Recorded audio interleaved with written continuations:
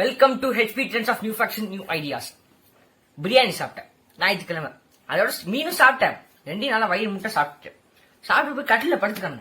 சும்மா இருந்த ஊசி புட்டா மாதிரி பிரியாணி எப்படின்னா உருவாச்சு அதை சொல்ல வேண்டியதானே அப்படின்னா சிந்திச்சேன். சரி அதை நீங்க உங்களுக்கு சொல்லலான்னு வந்துட்டேன். பிரியாணி இது யார் உருவாக்குன்னு நினைக்கிறீங்க? எனக்கே தெரியாது. ஆக்சுவலா நான் எனக்கே தெரியல. பட் நான் ரிசர்ச் பண்ணேன். பிரியாணி எப்போ உருவாக்குறாங்கன்னா 16th செஞ்சுரியில ராயல் கிச்சன் ஆஃப் முகமத் எம்பையருக்காக உருவாக்கியிருக்காங்க. பிரியாணியில ஸ்டார்டிங் மீட்டு எல்லா காய்கறி போட்டு எல்லா பருப்பு எல்லா ஸ்பைசஸ் எல்லாமே போட்டு உருவாக்கியிருக்காங்க. இது முக்கியமா அவர் எதுக்கு உருவாக்க சொன்னார்னா, அதிகமா எல்லா சோல்ஜர் எல்லாம் ரொம்ப வீக்கா இருந்திருக்காங்க. ஆக்சுவலா சோல்ஜர் ரொம்ப வீக்கா இருந்திருக்காங்க.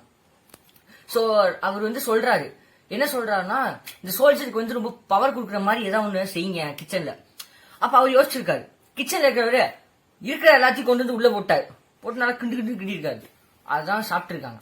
அதுதான் இன்னைக்கு நம்ம பிரியாணியே சாப்பிட்டுட்டு இருக்கோம். அதுல என்னென்ன போட்டிருக்காங்க, ஸ்பைசஸ், சரிங்களா, விட்டமின்ஸ்க்கு, மீட்டு, காய்கறிகள் அனைத்தும் போட்டுதான் இந்த பிரியாணி செய்யறாங்க. சோ இந்த மாதிரி நீங்க யூஸ்ஃபுல் கண்டென்ட் தெரிஞ்சுக்கிட்டீங்கன்னா நம்ம சேனல் சப்ஸ்கிரைப் பண்ணி தொடர்ந்து வாட்ச் பண்ணுங்க. தேங்க்யூ.